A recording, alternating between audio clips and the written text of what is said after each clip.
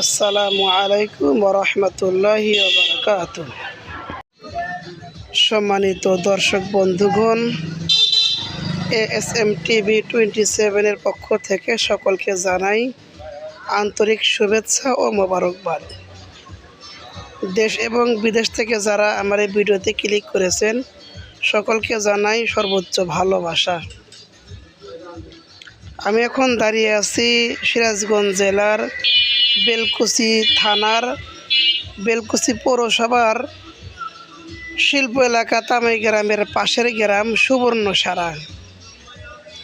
সুবর্ণসারা গ্রামের পাকাই রাস্তার সাথে এই যে জমিটা দেখতে পাচ্ছেন 8.5 শতক জমি, এটা বিক্রি করা হবে।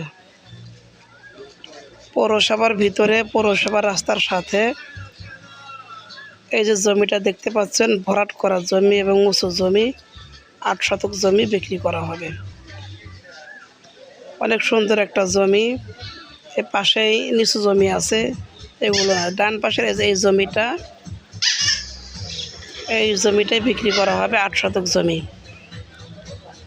যাদের জমিটা পছন্দ হয়, যারা কিনতে চান, অতি শীঘ্রই স্ক্রিনে দেওয়া নাম্বারে যোগাযোগ করবেন। পৌরসভা এটা, এখানে প্রচুর ভাড়াও চলে, ভাড়াও দিতে পারবেন, নিজেও বাড়ি করে থাকতে পারবেন, নিরাপদ জায়গা।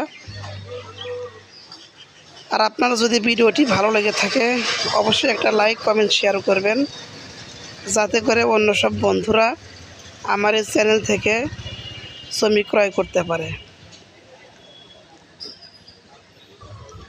আপনাদের জন্য অনেক কষ্ট করে ভিডিও বানিয়ে থাকি, এজন্য একটা লাইক আর কমেন্টস করলে, শেয়ার করলে আমি আরও নতুন নতুন জমির ভিডিও নিয়ে আপনাদের মাঝে আসতে আমাকে আরও উৎসাহ প্রদান করে। এজন্য সবাই শেয়ার করবেন, লাইক করবেন, কমেন্টস করবেন।